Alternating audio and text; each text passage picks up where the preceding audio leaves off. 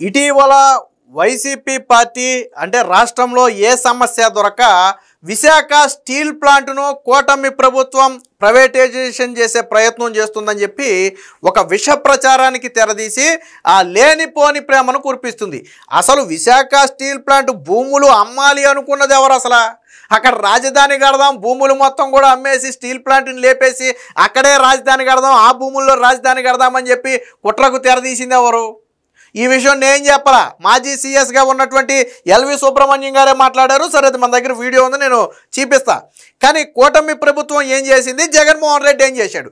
Jaganmohan Reddy పోస్కోకు Visakha steel ప్లాంట్ను అమ్మాలని నాడు కేంద్ర ప్రభుత్వ పెద్దల వద్ద బేరం పెడితే నేడు కూటమి ప్రభుత్వం అదే కేంద్రం నుంచి దాదాపుగా 11,500 కోట్ల రూపాయలు ఆ స్టీల్ ప్లాంట్ కోసం తీసుకురావడమే కాకుండా ప్రైవేటైజేషన్ చెయ్యబోము అని స్వయంగా కేంద్ర ఉక్కు శాఖ మంత్రితో ప్రకటన ఇప్పించారు కుమారస్వామితో. సో ఇది కూటమి ప్రభుత్వం. జగన్మోహన్ రెడ్డి అమ్మాలి అనుకున్నాడు, ఈరోజు కూటమి ప్రభుత్వం ఆపాలి అనుకుంది. అలాగే దాదాపుగా ఒక 2,500 కోట్ల రూపాయలు బకాయిలను కూడా ఈక్విటీలుగా మార్చి వాళ్ళకి చేయూత ఇచ్చింది. అలాగే నిరంతరం విద్యుత్ సరఫరాతో పాటు వాటర్ సప్లైను కంటిన్యూగా స్టీల్ ప్లాంట్కి అందించేటట్టు చేస్తుంది. జగన్మోహన్ రెడ్డి హయాంలో 20% మాత్రమే పనిచేసినటువంటి ఆ ప్లాంటు ఈరోజు 79% వరకు పని చేస్తుంది.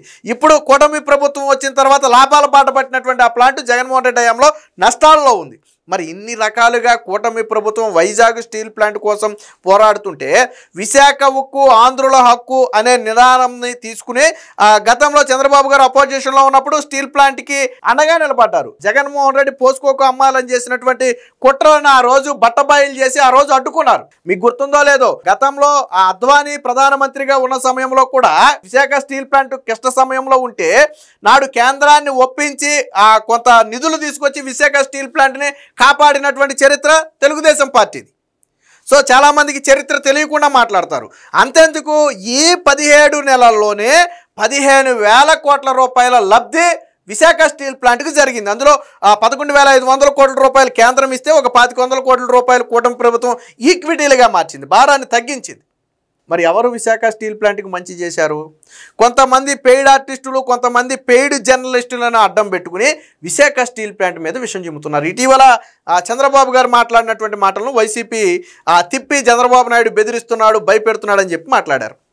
ఏంటి అక్కడ అడిగినటువంటి ప్రశ్న విలేకరులు, విశాఖ స్టీల్ ప్లాంట్ని ప్రైవేటైజేషన్ చేస్తున్నారంట కదా, చేస్తున్నారా అని అడిగితే చంద్రబాబు గారు కోపం వచ్చింది. ఎందుకని, అరే బాబు 15 నెలల నుంచి దీనికి నిధులు తీసుకొచ్చి స్టీల్ ప్లాంట్ ప్రైవేటైజేషన్ కాదని మేము కేంద్ర మంత్రితో చెప్పిస్తే పదే ఇది మీకు ఒక ఆటలాగా ఉంది, ఎందుకు ప్రైవేటైజేషన్ అవుద్ది? రెండోది, మీరు కూడా ఇక్కడ విశాఖ స్టీల్ ప్లాంట్లో వాళ్ళు కూడా పని చేయాలి కదా, ప్రతిసారి ఏదో వంక పెట్టుకుని ధర్నాలు చేస్తాం, ఇంకోటి చేస్తామని చెప్పి పని చేయకపోతే ప్లాంట్ ఎలా నడుస్తుంది? చంద్రబాబు గారు చెప్పింది ఏంటి, అందించాల్సిన సాయం అందించాం, అంతవరకే మేము చేయగలం. బట్ దాన్ని పని చేసి వృద్ధిలోకి తీసుకోవాల్సిన బాధ్యత ఎవరిది? ఉద్యోగులది. వాళ్ళకి సపోర్ట్ ఇస్తారు, వాళ్ళు కొద్ది కష్టపడి దాన్ని వృద్ధిలోకి తీసుకురావాలి. రెండోది, రాష్ట్ర ప్రభుత్వ ప్రాజెక్టులకు మెజారిటీ ఐరన్ మొత్తం విశాఖ నుంచే తీసుకుంటున్నారు. రాష్ట్ర ప్రభుత్వం నిర్మించే ప్రాజెక్టులు మొత్తానికి ఐరన్ అక్కడి నుంచే తీసుకుంటున్నారు. అంటే వీళ్ళకి మెటీరియల్ కూడా తీసుకోవడానికి రాష్ట్ర ప్రభుత్వమే సిద్ధంగా ఉంది. మరి ఇంకేం కావాలా? ఏం కావాలా? ఇప్పుడు ఒక వ్యక్తి మన దగ్గరికి వచ్చాడండి, పని చేయకుండా ప్రతిఫలం ఆశిస్తే అవుద్దా? స్టీల్ ప్లాంట్ ఉద్యోగులందరూ కష్టపడకుండా మేము రాష్ట్రాల్లో ధర్నా రోకాలో జీతాల కోసం ఉద్యమాలు చేస్తాం అంటే ప్రతిసారి కేంద్రం నుంచి డబ్బులు తీసుకొచ్చి పెడతారా, రాష్ట్రం నుంచి తీసుకొచ్చి పెడతారా? మీరు పని చేయండి, పని చేసినప్పుడు ప్రభుత్వాన్ని నుంచి సహాయం అడగండి, తప్పులేదు. మీరు 100% సమర్థతతో పనిచేసి మీకు ఉన్నటువంటి ఇబ్బందులను ప్రభుత్వం తీసిరండి, తప్పులేదు. ఆ టైంలో మీకు కావాల్సినటువంటి సపోర్ట్ చేస్తారు. చంద్రబాబు గారు చెప్పింది అదే, దాన్ని ఎందుకు వక్రీకరించారు? పని చేయమడం తప్ప? అసలు ఏం చేశారు ఈ 17 నెలల్లో చూద్దాం ఒకసారి.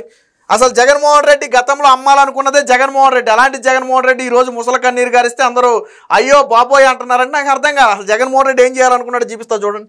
ఏనండి ఒకసారి మాజీ సీఎస్ ఎల్వి సుబ్రహ్మణ్యం. పరిపాలన గాడి తప్పుతున్నది అని నాకు అనుమానం వచ్చినప్పుడు ఇంకా లాభం లేదనే దృష్టితో చెప్పడానికి ప్రయత్నం చేసేవాడు చాలా సందర్భాల్లో. అవన్నీ వాళ్ళ ఉటంకిస్తే బాగుండదేమో. కానీ అధికారులు కూడా ఇందాక ఇక్బాల్ గారు చెప్పినట్టుగా వారి చుట్టూతా చేరిన వాళ్ళు కూడా ఎవరికి ధైర్యంగా చెప్పే ఒక అవకాశమే లేదు. వాళ్ళు ధైర్యం కూడా చేసేవాళ్ళు కాదు. పైపెచ్చు ఆయన చెప్పిన దానికి ఎవరైతే తలాడిస్తున్నాడో అతనే చాలా మోస్ట్ ఎఫిషియెంట్ ఆఫీసర్ అని ఆయన భావించేవాడు. అది జగన్మోహన్ రెడ్డి దగ్గర ఉన్న ఏ అధికారి కూడా సార్ మనం అలా చేస్తే ఇబ్బంది అవుతుందేమో, దానివల్ల నష్టం వస్తుందేమో, రేపు పొద్దున్న ప్రాబ్లమ్స్ క్రియేట్ అవుతాయేమో అనే దానిలో ఉన్న తప్పును ఎత్తి చూపించే ధైర్యం చేసేవాళ్ళు కాదు. ఎందుకని జగన్మోహన్ రెడ్డికి వాళ్ళు నచ్చరు. ఎవరైతే ఆయన నువ్వు బట్టిన కుందేలికి 3 కాళ్ళు అంటే ఎస్ఆర్ 3 కాళ్ళు అని తలూపుతారో ఆడు ఎఫిషియెంట్ అధికారి అని చెప్పి జగన్మోహన్ రెడ్డి భావిస్తాడంట. అంటే జగన్మోహన్ రెడ్డి చెప్పిన దానికి తలూపితేనే ఎఫిషియెంట్ అధికారి, కాదు సార్ అలా చేస్తే తప్పు అని చెప్తే వాడికి ఏమీ తెలియదు జగన్మోహన్ రెడ్డి దృష్టిలో. కాబట్టి అధికారులు కూడా మనకెందుకు వచ్చింది తలనొప్పి, ఆయనతో మాట్లాడి ఆయనకి మనం ఎదురు చెప్పి ఆయన మన మీద ఆగ్రహించి తీసుకెళ్ళి ఆడో ఈడ్స్ కొడితే మనకెందుకు తలనొప్పి అని ఆయన ఏది చెప్తే అది ఎస్ సార్, రైట్ సార్, మీరు సూపర్ సార్, అధికారులు కూడా భజన అనమాట. అదే జరిగింది వైసీపీ హయాంలో. ఓకే, సో ఎవరైనా ఇప్పుడు ఆయన ఒక సందర్భంలో చాలా చాలా భయంకరమైన ఆలోచన ఒకసారి ఆయన చెప్పాడు. ఏనండి ఒకసారి వినంగానే అసలు షాక్ అయిపోయారు. విశాఖపట్నంలో ఉన్న స్టీల్ ప్లాంట్ తీసేసి అక్కడ క్యాపిటల్ సిటీ కడదా ఉన్నాడు ఆయన. అసలు ఏమిటి ఆలోచన, అసలు మనం ఎవరు ఊహించలేమండి. నేను షాక్ అయిపోయాను. నేను వాదించాను ఆయనతో, వాదిస్తుంటే నాకు తిరస్కరించాడు ఆయన. ఏమిటి నువ్వు ఇలా మాట్లాడతావండి నాతో అన్నాడు. ఏంటి అసలు ఏంటన్నా నువ్వు ఇలా మాట్లాడతావేంటన్నా, నీతో వచ్చిన సమస్య ఇదే అన్నా, ఇలా మాట్లాడుతున్నాడు ఆయన. అంటే ఇప్పుడు ఇలాంటి ఆలోచన ఉన్న వ్యక్తి అసలు అలాంటి పదవికి అర్హుడు కానే కాదండి. విన్నారు కదా, ఈయన ఎవరో తెలుసా, ఎల్వి సుబ్రహ్మణ్యం. జగన్మోహన్ రెడ్డి కావాలని దగ్గర పెట్టుకున్నటువంటి వ్యక్తి. సరే అంత ముందు జరిగిన ఎన్నికల్లో ఏదో చంద్రబాబు గారు సీఎంగా ఉన్న సమయంలో ఏదో ఈయన యాంటీ అయ్యాడు, సరే అదంతా పక్కన పెడదాం. అయితే విశాఖ స్టీల్ ప్లాంట్ ఉన్నటువంటి ప్లేస్లో అది తీసేసి క్యాపిటల్ సిటీ కడదామని చెప్పి జగన్మోహన్ రెడ్డి ప్రపోజల్ చేశాడు. ఇది నేనో మీరో చెప్తే అబద్ధం కావచ్చు, కానీ ఆ రోజు సీఎస్గా ఉన్నటువంటి ఎల్వి సుబ్రహ్మణ్యం చెప్పాడు. మీరు మళ్ళీ ఒకసారి అనండి దాన్ని. అసలు మనం ఎవరు ఊహించలేమండి. నేను షాక్ అయిపోయాను.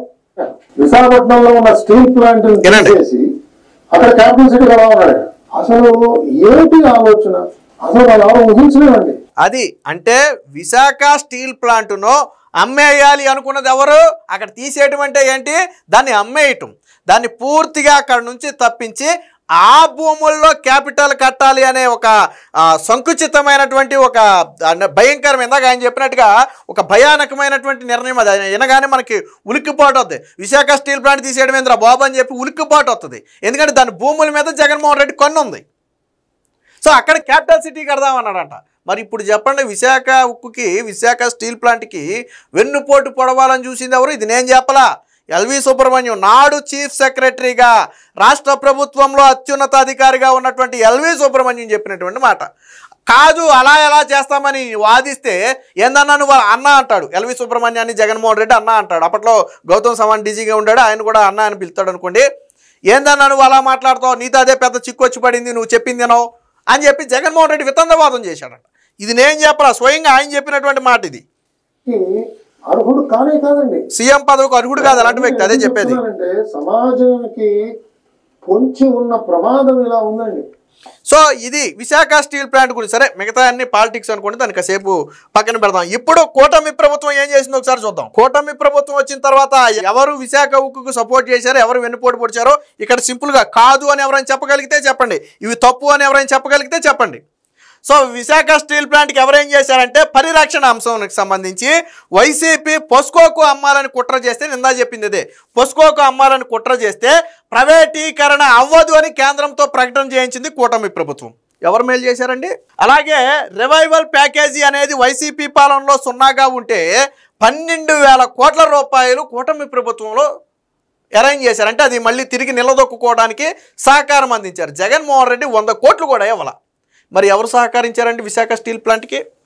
రాష్ట్ర ప్రభుత్వ సాయం ఇక్కడి నుంచి 0 అయితే, వైసీపీ నుంచి 0 అయితే, కూటమి పాలనలో 2,600 కోట్ల రూపాయలు రాష్ట్ర ప్రభుత్వం అంటే కేంద్ర సాయంతో పాటు రాష్ట్రం కూడా సాయం చేసింది. మరి ఎవరు విశాఖ స్టీల్ ప్లాంట్కి న్యాయం చేశారండి? అలాగే ప్లాంట్ ఉత్పత్తి సామర్థ్యం అనేది వైసీపీ పాలనలో 20% మాత్రం. ఎందుకంటే వాళ్ళకి రివైవల్ నిధులు లేవు, కేంద్ర నిధులు లేవు, రాష్ట్ర నిధులు లేవు. కాబట్టి అది 20% మాత్రమే ఉత్పత్తి సామర్థ్యం. ఉన్న 100% ఉంటే 20% వాడుకోగలిగింది. కానీ ఇదే కూటమి పాలనలో 79% పనిచేస్తుంది. 20%కి 79%కి ఏమైనా సంబంధం ఉందా? ఎందుకని? కూటమి ప్రభుత్వం సహకరించింది కాబట్టి. మరి ఎవరు సాయం చేశారండి విశాఖ స్టీల్ ప్లాంట్కి? అలాగే బ్లాస్ట్ ఫర్నేజులు ఒకటి మాత్రమే పనిచేస్తే వైసీపీ పాలనలో ఇప్పుడు 3 ఫర్నేజులు పనిచేయడానికి అవసరమైనటువంటి ఆర్థిక సాయాన్ని కూటమి ప్రభుత్వం అందించింది. సో ఒక దాంట్లో పనిచేస్తే 20% అంటే 3 దాంట్లో పనిచేస్తే ఎంత లాభాలు వస్తాయో మీరు ఒకసారి ఆలోచించండి. మరి ఎవరు సాయం చేశారు విశాఖ స్టీల్ ప్లాంట్కి? ఇక భూములు 7,000 ఎకరాలు అమ్మాలని చెప్పి జగన్మోహన్ రెడ్డి హయాంలో కుట్ర జరిగితే, పొస్కోకు అమ్మాలని చెప్పి కుట్ర జరిగితే స్టీల్ ప్లాంట్ భూముల మొత్తాన్ని కూడా మేము పరిరక్షిస్తామని చెప్పి కూటమి ప్రభుత్వం హామీ ఇచ్చింది, ఎవరి పరం కాకుండా. మరి ఎవరు న్యాయం చేశారండి? అలాగే ఉద్యోగుల రక్షణ కోసం సిటీలో ఉన్నటువంటి ఆస్తులన్నీ అమ్మేసి ప్లాంట్ మూసేయాలని జగన్మోహన్ రెడ్డి కుట్ర పనితే ప్యాకేజీ ఇచ్చి ప్లాంట్ను లాభాల బాట పట్టించి ఉద్యోగులకు సంరక్షణగా నిలిచినటువంటి ప్రభుత్వం కూటమి ప్రభుత్వం. ఆ రోజు కేంద్రం నుంచి నిధులు తీసుకురావడంతో పాటు రాష్ట్ర ప్రభుత్వం సహకరించి కొంత ఉద్యోగుల బకాయిలు కూడా చెల్లించి తిరిగి వాళ్ళు ఉత్సాహంగా పనిచేయడానికి అవకాశం కల్పించినటువంటి ప్రభుత్వం కూటమి ప్రభుత్వం. మరి ఎవరు సహకరించారండి విశాఖ స్టీల్ ప్లాంట్కి? అక్కడ తీసేసి రాజధాని కడదామన్న జగన్మోహన్ రెడ్డి అక్కడ అసలు స్టీల్ ప్లాంట్ ప్రైవేటీకరణ కాదని హామీ ఇచ్చినటువంటి చంద్రబాబు నాయుడు అక్కడ. రెండిద్దరికి మధ్య పోలికేంటి? అలాగే దీనికి సంబంధించి ఇంకో వార్త కూడా వచ్చింది. ఏం సాయం చేశారు చూడండి. ఉక్కు సంకల్పం 17 నెలల్లో 15,000 కోట్ల రూపాయలు విశాఖ స్టీల్ ప్లాంట్కి లబ్ధి చేకూర్చింది. అది ఏ రూపంలో అయినా కానివ్వండి. విశాఖ ఉక్కుకు కేంద్ర రాష్ట్ర ప్రభుత్వాల సాయం ఇది. దేశంలో మరే ప్రభుత్వ రంగకు ఇవ్వనంతగా చేయూత ఇప్పుడు కేంద్రం ఇచ్చినటువంటి దాదాపుగా 11,400 కోట్లు కేంద్రం ఇచ్చింది. దేశంలో ఏ ప్రభుత్వ రంగ సంస్థకు కూడా కేంద్ర ప్రభుత్వం అంత సాయం చేయలేం. ఏకైక పరిశ్రమ ఒక ఆంధ్రప్రదేశ్లో ఉన్నటువంటి విశాఖ స్టీల్ మాత్రమే. మీరు కావాలంటే హిస్టరీ తిరిగేసుకోండి. ఏ ప్రభుత్వ రంగ పరిశ్రమకు అంత చేయూత ఇవ్వాల ఏ పరిశ్రమకు. సో అది ఎలా తీసుకొచ్చారు? చంద్రబాబు గారు తీసుకొచ్చారు. కేంద్ర ప్రభుత్వాన్ని ఒప్పించి మెప్పించి పోరాడి తీసుకొచ్చారు. 17 నెలల్లో ఉత్పత్తి సామర్థ్యం 48 నుంచి 80% పెంపు. ఈ 17 నెలల్లోనే చూడండి ఆల్మోస్ట్ డబుల్ అయింది. జగన్ హయాంలో ఫ్యాక్టరీల నష్టం పాలవుతున్నా పట్టించుకొని వైనం, పైగా భూముల అమ్మకానికి యత్నం. కూటమి ప్రభుత్వం రాగానే ప్రైవేటీకరణ నిలిపివేతకు చర్యలు. మోదీ ప్రభుత్వంతో సంప్రదింపులు. కేంద్రం నుంచి 11,400 కోట్ల రూపాయల సాయం. అలాగే 2,400 కోట్ల రూపాయల విద్యుత్ బకాయిలను ఈక్విటీలుగా మార్చినటువంటి రాష్ట్ర ప్రభుత్వం. సో దాని మీద భారం పడినవల. అలాగే నిరంతరం కరెంటు నీటి సరఫరాకు ఇప్పుడు కూటమి ప్రభుత్వం చర్యలు. రాష్ట్ర ప్రాజెక్టులకు విశాఖ నుంచే స్టీల్ ఉత్పత్తుల కొనుగోలు. మరి ఇంకేం కావాలండి? రాష్ట్ర ప్రభుత్వంలో చేసే ప్రాజెక్టులన్నిటికీ కూడా విశాఖ నుంచే స్టీల్ కొంటున్నారు. జగన్మోహన్ రెడ్డి హయాంలో జగన్ అన్న కాలనీలకు విశాఖ నుంచి స్టీల్ కొనమంటే కొనలా జగన్మోహన్ రెడ్డి కొనలా. విశాఖ స్టీల్ నుంచి తీసుకోమంటే పూర్తిగా జగన్మోహన్ రెడ్డి తీసుకోవాలా. కానీ ఈరోజు రాష్ట్ర ప్రభుత్వం ఏం చేసింది? మన దగ్గర తయారవుతున్నప్పుడు బయట నుంచి తీసుకోవడం ఏందాన్ని? కాబట్టి విశాఖ నుంచే కొంటున్నారు. మరి దీనివల్ల మీకు లాభాలే కదా, కంపెనీకి లాభాలే కదా, ఉత్పత్తి అమ్ముడవుతున్నప్పుడు లాభాలే కదా. సో రాష్ట్ర ప్రభుత్వం ఆసాయం కూడా చేసింది. ఇంత చేస్తున్న వైసీపీ విష ప్రచారాలు, కార్మికుల జీవితాలతో ఆ చెలగాటం. నేను అదే చెప్పేది, జగన్మోహన్ రెడ్డికి టాపిక్లన్నీ అయిపోయినాయి. సో అందుకని విశాఖ ఉక్కును పట్టుకున్నాడు. నిజంగా విశాఖ ఉక్కు ప్రైవేటీకరణ జరిగితే, లేదు జరగడానికి చర్యలు తీసుకుంటుంటే ఎస్ మనందరం ఖండిద్దాం. బట్ కేంద్ర మంత్రితో విశాఖ ఉక్కు ప్రైవేటీకరణ కాదని చెప్పించడంతో పాటు అదే కేంద్రం నుంచి నిధులు తీసుకువస్తే దీన్ని ఎలా రాద్ధాంతం చేయాలని చూస్తారు? దీనికి సోకాల్డ్ మేధావులు, సోకాల్డ్ జర్నలిస్టులు లేదా రకరకాల పేర్లు పెట్టుకున్నటువంటి వాళ్ళందరూ కూడా విశాఖకి ఏదో జరిగిపోతుందని చెప్పి మాట్లాడటం. ఇలా విశాఖ మీద విషయం కక్కే వీళ్ళు విశాఖకు వచ్చినటువంటి గూగుల్ డేటా సెంటర్ గురించి కానీ, విశాఖకు వచ్చినటువంటి టీసీఎస్ గురించి కానీ, విశాఖకు వచ్చినటువంటి బ్రూక్ఫీల్డ్ గురించి కానీ, విశాఖకు వచ్చినటువంటి ఆదాని గురించి కానీ, విశాఖకు వచ్చినటువంటి రిలయన్స్ గురించి కానీ ఎందుకు మాట్లాడరు? పెట్టుబడులు వచ్చినాయి కదా, దాని గురించి ఎందుకు మాట్లాడరు అంటే విషం చెమ్మటం వీళ్ళ నైజం. విశాఖ స్టీల్ ప్లాంట్ మీద మొదటి నుంచి వైసీపీ విషం చిమ్ముతుంది. అసలు విశాఖ స్టీల్ ప్లాంట్ మొత్తాన్ని కూడా కోకటి వేళ్లతో సహా పెకలించాలని చూసిందే జగన్మోహన్ రెడ్డి. దాన్ని అడ్డుకున్నదే నాడు చంద్రబాబు నాయుడు. ఈరోజు గవర్నమెంట్లోకి వచ్చిన తర్వాత కూడా భరోసా కొనసాగించారు. కాబట్టి ఎప్పటికైనా విశాఖ స్టీల్ ప్లాంట్ మీద వైసీపీ చేస్తున్నటువంటి దుష్ప్రచారాలను నమ్మొద్దని చెప్పి ప్రజలందరికీ మనవి.